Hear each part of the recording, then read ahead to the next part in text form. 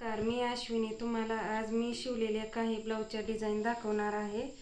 तर ही आपली आहे पहिली डिझाईन. तर ह्या डिझाईनला आपण आता जी सध्या ट्रेंडिंगला डिझाईन आहे ना ती आपण केली आहे. पण ही डिझाईन आपण पूर्ण गळ्याला न करता आपण एका बाजूला केली आहे. ही आपण एका बाजूला केली आणि एका बाजूला आपण असा हा चौकोनी आकार दिला आहे.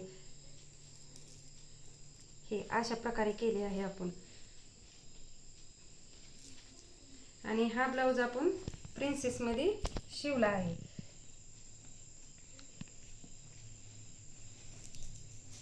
हा ब्लाऊज आपण पान आकार दिला आहे ह्या ब्लाऊजला आपण. आणि आपण ह्या पान आकाराला आपण पाइपिंग केली आहे पानगळ्याला. आणि ह्या ब्लाऊजला पण आपण पानगळा काढला आहे. पण ह्या ब्लाऊजला पहिलेच वर्क असल्यामुळे आपण ह्या ब्लाऊजला लेस ही काहीच वापरली नाही. अशा प्रकारे हा पानगळा आपण तयार केला आहे. लेस न वापरता आपण हा पानगळा तयार केला आहे.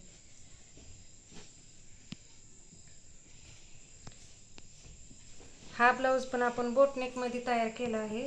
ह्या बोटनेकचा आपण आकार खाली राऊंड मध्ये दिला आहे आणि वरती ह्याचा आपण चौकोना गळा काढला आहे. असा ह्या पद्धतीने काढला आहे बोटनेक मध्ये. आणि हा ब्लाऊज पण आपण प्रिन्सेस मध्ये शिवला आहे.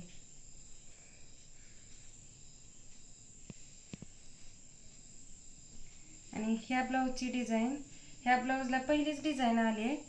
पण ते डिझाईन आपण ॲडजस्ट करून कशा प्रकारे शिवले बघा.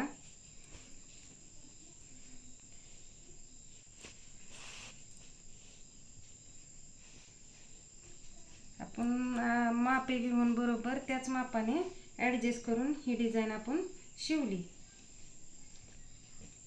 आणि हा ब्लाऊज पण आपण बोटनेक मध्ये शिवला आहे. याला पण आपण खाली असा चौकोन आकार देऊन वर असा पान आकार सारखा काढला आहे तिरका. आणि वरती चौकोनी आकार काढला आहे, पंचकोनी सारखा काढला आहे.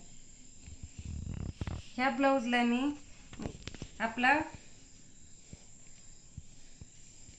मटका गळा काढण्याचा प्रयत्न केला आहे. आणि याला आपण पाइपिंग लावली आहे. आणि हा शेवटचा आपला ब्लाऊज. ह्या ब्लाऊजला पंचकोनी गळा काढला आहे. पण खाली त्रिकोणी आकार न देता याला आपण खाली राऊंड शेप दिला आहे. अशा प्रकारे हा राऊंड दिला आहे खाली. आणि वरती हा तिरका पंचकोनी सारखा आकार देऊन आपण ह्या खाली राऊंड केला आहे. आणि ह्याला आपण खालती बाहीला जी शिल्लक राहिलेली लेस आहे ती लेस वापरून आपण इथं ही पॅच बनवला आहे. तर हा व्हिडिओ तुम्हाला आवडला असेल तर लाईक करा, सबस्क्राईब करा आणि कमेंट करून मला तुम्हाला व्हिडिओ कसा वाटला तो मला कमेंट करून सांगा.